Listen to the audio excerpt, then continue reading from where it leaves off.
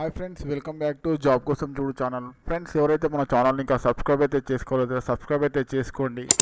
మీరు సబ్స్క్రైబ్ చేసుకోవడం ద్వారా నేను నెక్స్ట్ ఏదైతే జాబ్కి సంబంధించిన ఇన్ఫర్మేషన్ అనేది ఇస్తానో మీకు ఈజీగా తెలుస్తుంది.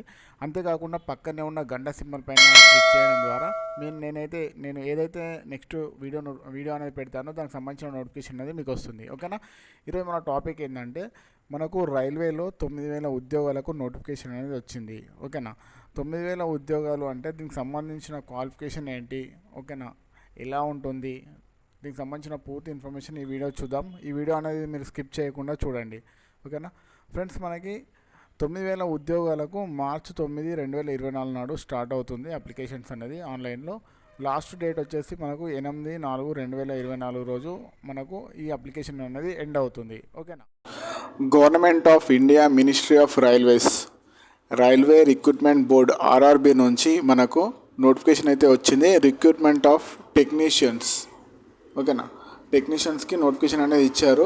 ఓపెనింగ్ డేట్ ఆఫ్ అప్లికేషన్ 9/3/2024 నుండి closing date of submission of application 8/4/2024 వరకు ఉంది. ఓకేనా? Name of the post technician grade 1 signal, technician grade 3. ఓకేనా ఫ్రెండ్స్, ఇనీషియల్ పే వచ్చేసి మనకు 29,200 టెక్నీషియన్ గ్రేడ్ 1కి ఇస్తారు. 19,900 అనేది టెక్నీషియన్ గ్రేడ్ 3కి అనేది ఇస్తారు. ఓకేనా? ఏజ్ లిమిట్ వచ్చేసి 18 ఇయర్స్ నుంచి 36 ఇయర్స్ అనేది ఉండాలి. ఓకేనా? మనకి టెక్నీషియన్ గ్రేడ్ 3కి 18 ఇయర్స్ నుంచి 33 ఇయర్స్ అనేది ఉండాలి. మనకి వేకెన్సీస్ వచ్చేసి మనకు 1,100 వచ్చేసి మనకు గ్రేడ్ 1లో ఉన్నాయి.